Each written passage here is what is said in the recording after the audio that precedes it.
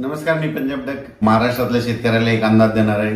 कारण की राज्यामध्ये काय झालं, मान्सून बरेच म्हणजे दाखल झाला, पण ते काय झालं काही जिल्ह्यातच झाला.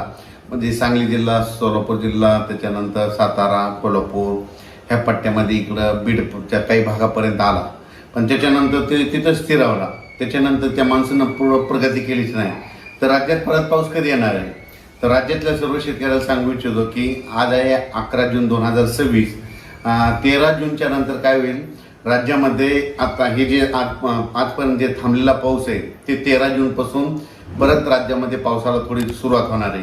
13 जून नंतर जे पाऊस पडेल, 13ला पडेल, 14, 15, 16, 17, 18, 19 हे काय होईल, एक दिवस पडेल, पुन्हा दुसऱ्या दिवशी येणार नाही, तिसऱ्या दिवशी पडेल, चौथ्या दिवस येणार नाही. म्हणजे 13ला येईल तर 14ला येणार नाही, 15ला येईल तर 16ला येणार नाही, 17ला येईल तर 18ला येणार नाही. असं करत करत काय होईल, या 18-19 तारखेपर्यंत हे पावसाचं वातावरण असंच राज्यभर विखुरलेलं स्वरूपाचं भाग बदलत पडत राहणार आहे. मग राज्यात मान्सूनचा पाऊस परत करीत दाखल होणार आणि शेतकऱ्याचे पेरण्या कधी होणार?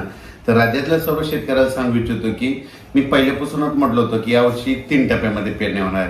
एक टप्पा राहील 7 ते 14 जूनचा. तर 7 ते 14 मध्ये काही भागामध्ये इकडं केजच्या पलीकडे तिकडं काही भागामध्ये जिथं जास्त पाऊस पडला तिकडं पेरण्या सुरू झाल्या, त्यांचे फोन देखील आले. इकडे सातारा, सांगली, कोल्हापूरकडे देखील ते सोयाबीन तिकडे देखील काही भागामध्ये पेरण्या सुरू झाल्या, लागवडी सुरू झाल्या. पण काय झालं त्याच्यानंतर महाराष्ट्रामध्ये की आपल्याकडं महाराष्ट्रामध्ये पाऊस सगळीकडे पोहोचत नाही.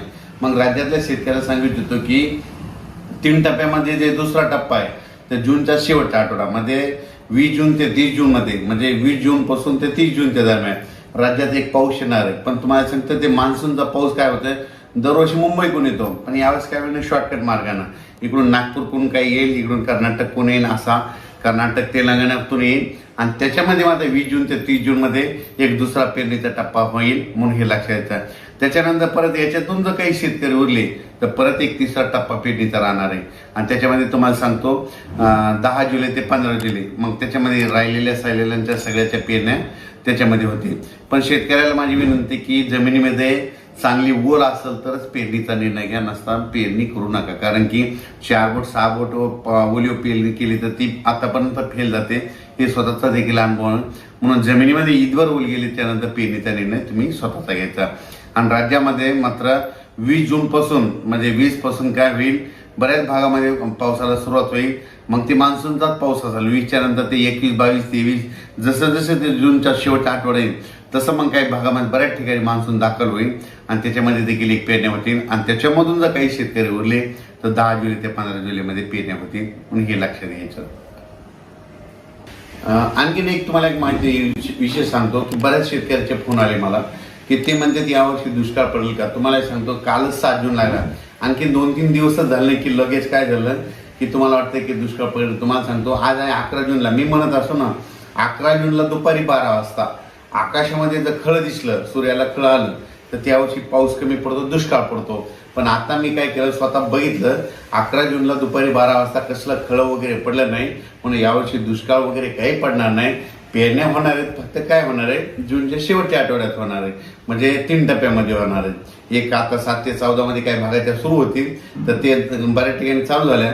पण त्याच्यानंतर जे दुसरा टप्पा होईल ते 20 जून ते 30 जून मध्ये होईल आणि त्याच्यामधून 7 जुलै ते 14 जुलैच्या दरम्यान तिसरा एक टप्पा राहील, म्हणून हे लक्षात येतं.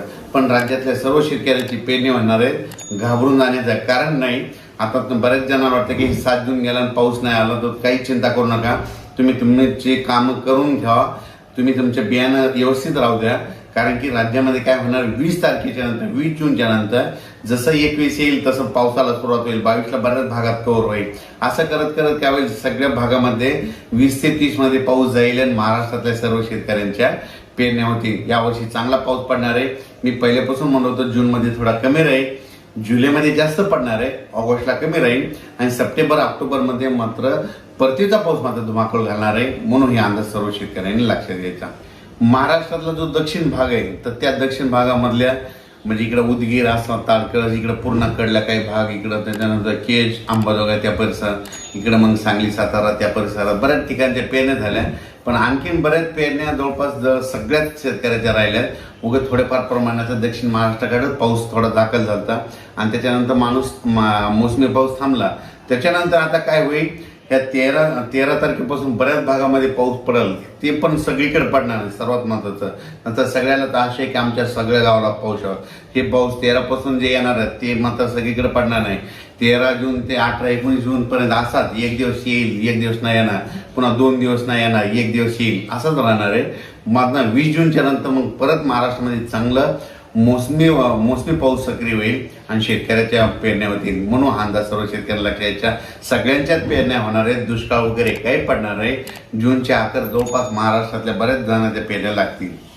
सुरुवातीपासूनच वैयक्तिक शेतकरी असल्यामुळे सांगतो की मी स्वतः पेरणी करत असताना मी स्वतः थांबतो, मी स्वतः पेरतो, कारण की स्वतःचा अनुभव आहे. जमिनीमध्ये पाऊस पडल्याच्या नंतर शेतामध्ये कुदळ घेऊन जायची. जमिनीत जर ईदभर ओल असेल तर तुम्ही पेरणीचा निर्णय घ्या, नसता घेऊ नका. 4 बोट 6 बोट जर तुम्ही पेरणी केली ना ती फेल जाते. म्हणून ही अंदाज सर्व शेतकऱ्यांना लक्षात येताना आपण आपलं नियोजन करायचं. पण दुष्काळ वगैरे मात्र काही पडणार नाही, म्हणून ही अंदाज